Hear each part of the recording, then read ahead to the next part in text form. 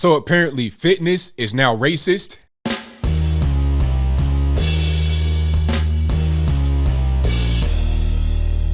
How's everybody doing? My name is Anthony Brian Logan, and today we got to talk about this ridiculous article from NBC News and some other websites as well, talking about how quote unquote far right groups have infiltrated the world of fitness online.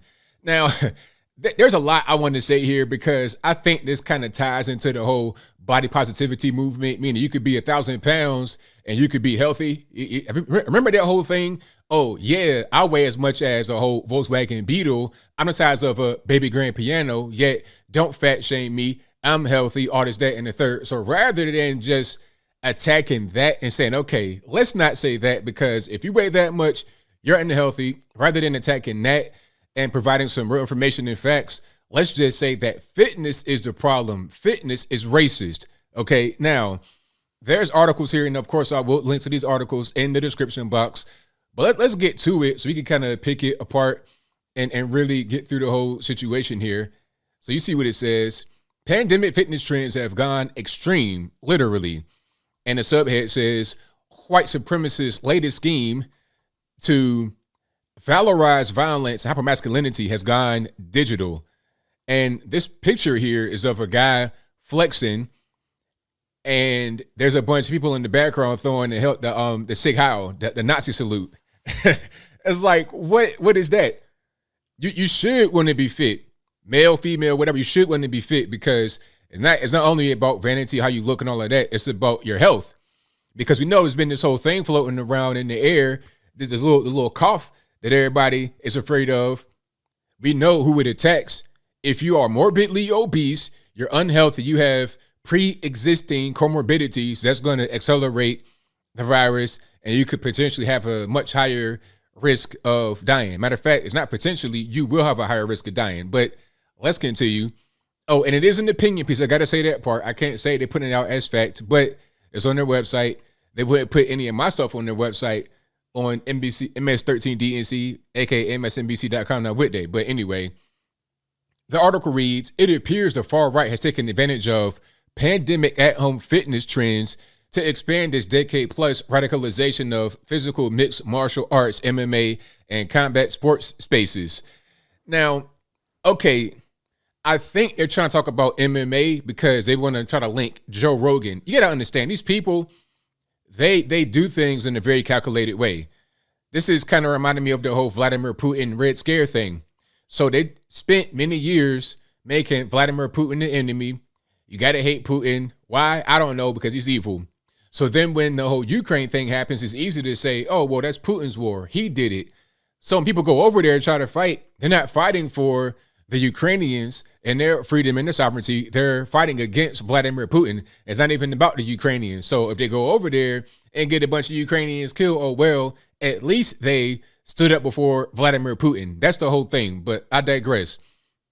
The point is that they're talking about MMA because they want to try to lump Joe Rogan into it to make Joe Rogan be a very bad guy, to try and get him off of that high horse he's on from their point of view, right? He's the biggest podcaster in the world. He has quote unquote dangerous views. So let's link fitness, MMA, all of that to negative things, to just take him down a few notches. That's what's going on here, at least partially, but we continue.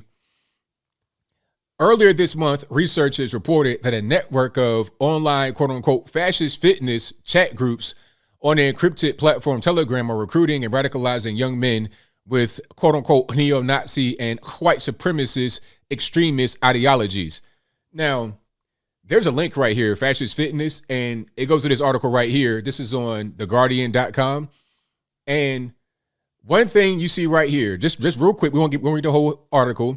What it says right here, the headline, quote, fascist fitness, unquote, how the far right is recruiting with online gym groups. And the subhead here says, anti-fascist group Hope Not Hate says extremists present self-improvement as a part of wider political struggle. And you see what's going on here, a gym bro with some Hitler stuff or whatever. But see, check it out.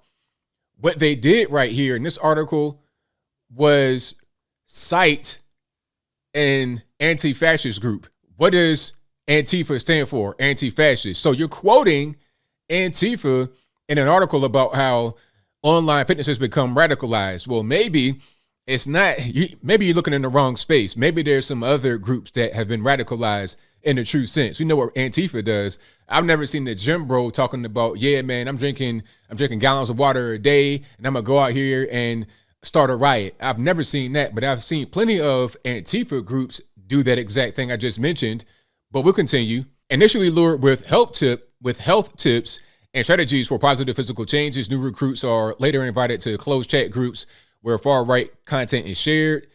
Physical fitness has always been central to the far right. In quote-unquote Mein Kampf, Hitler fixated on boxing and jiu-jitsu, believing they could help him create an army of millions whose aggressive spirit and impeccably trained bodies, combined with, quote, fanatical love of the fatherland, unquote, would do more for the German nation than any, quote-unquote, mediocre tactical weapons training. Now, okay, that's called military training at a certain point. Don't you go through certain kind of training when you go into the military, when you go into the armed forces? Even if you don't do necessarily jujitsu while you're in the police academy, a lot of officers do that because you out here in the street fighting PCP heads who have superhuman strength. I mean, you go from David Banner to Lou Ferrigno to the Incredible Hulk instantly. I'm talking about right away, pronto, post haste. Superhuman strength, throwing a whole 215-pound man through the air like a rag doll. That kind of strength. So if that's going on, why wouldn't you want to train a little bit more, get into boxing and jiu-jitsu and other kinds of martial arts? And also, by being a regular person, why is that a bad thing to get into? Some kind of physical combat training just so you don't get caught in these streets, as a cool kid say, quote unquote, lacking. You want to defend yourself and those that are around you, yes? So why is that a bad thing? And it reminds me of what Japan did. I think it might have been after World War II or during it, not really sure.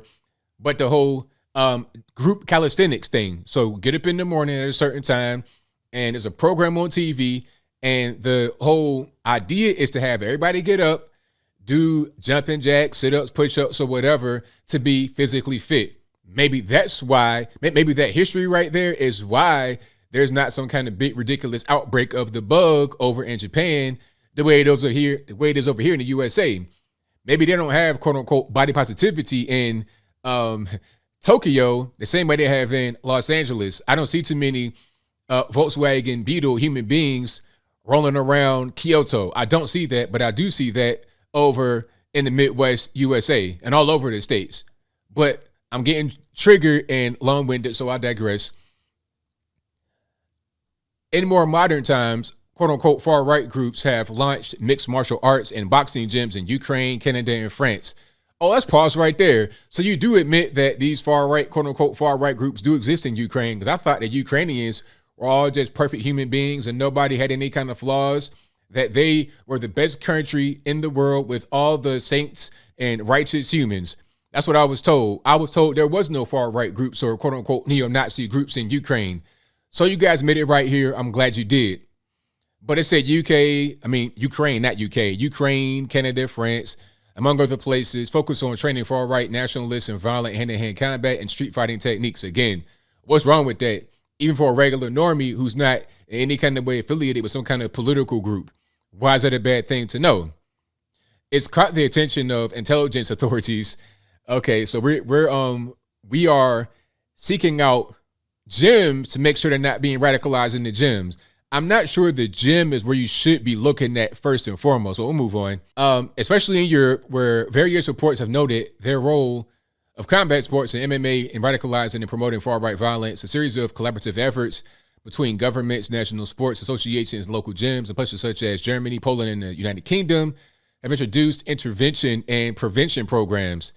The U.S. is relatively far behind, or comparatively far behind, which will only become more and more problematic, especially since the phenomenon is growing in the country, building on the established fight club culture of MMA far-right extremists. Again, MMA far-right, you're trying to link MMA and that kind of stuff like to Joe Rogan and Dana White, and you're trying to like bring down that establishment because it's one of the last bastions of masculinity in the country. So you're trying to tear that down. And also, again, you're trying to tear down Joe Rogan because of the big platform he has. That's what's happening here in this article, in my humble opinion, in the subtle way. It continues, the leader of Maryland Skinhead Group, for example, A Maryland scam group, for example, once ran a gym to, quote, recruit and train white supremacists in mixed martial arts.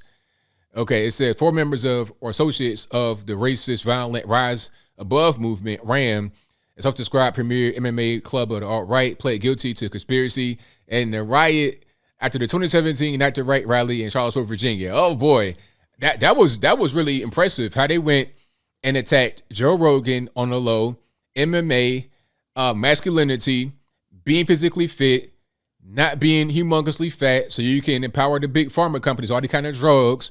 Okay, we're going to sell you this ridiculous food. You get to be 1 million pounds, and when you get all these crazy medical things happen to you afterwards, we'll sell you the prescriptions that's going to keep you on that. It's like having a Netflix subscription you can't get off. Okay, they're going to hook you on the financial subscription. But anyway, they went all the way from the beginning to the end talking about Unite the Right rally. This is a propaganda piece, but pure and simple. An online propagandist for the now defunct group was spotted among protesters on January 6 last year, when members of the white supremacist group Patriot Front marched in D.C. In December 2021. They were accompanied by a new media outlet created by Rams founder Robert Rundo, who was working to create a network of far-right MMA active clubs in the U.S. and abroad. So basically, you have, I guess, MMA far-right fight clubs. That's the whole thing. There's more to this article. It's not really a whole lot there. They're talking about Andrew Anglin and people like that. Just the same old MSNBC nonsense. As I close, I want to say this. Can these people get a new shtick? Can they get a new job? Can they do something else aside from just try to attack the conservative people, to attack right-wing people? It's not even really working. Stuff like that is not even really working anymore. People are able to see beyond it. It's like a meme at this point. When you put out stuff like this, you don't take it seriously. It's like, all right, man, whatever. Okay, next, nobody really cares anymore. Being physically fit is not racist.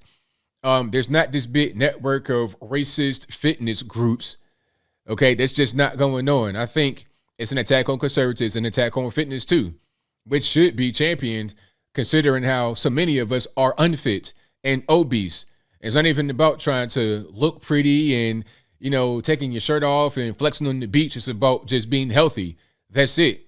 Okay, we need to be more healthy in this nation, if for nothing else, aside from yourself, which is what it should be about all the way, if nothing else, to gain freedom from these corporations like Pfizer, Moderna, etc., that prey upon our sickened state by feeding us drugs that we can't get off. And I think I'll leave that right there for now. And what say you? How do you feel about these articles talking about how there's racism in online fitness? Whatever your thoughts are, let me know in the comments below. Is it a way to try to attack certain things and certain people? You're trying to attack fitness. You're trying to attack conservatism. You're trying to attack Joe Rogan. Whatever your thoughts are, let me know in the comments below. You guys pretty much know where I'm at. These articles are ridiculous, but the problem is people, they tend to believe this kind of stuff, and people that go on television, people that are the educators, they go out there and they spew the information to the general public.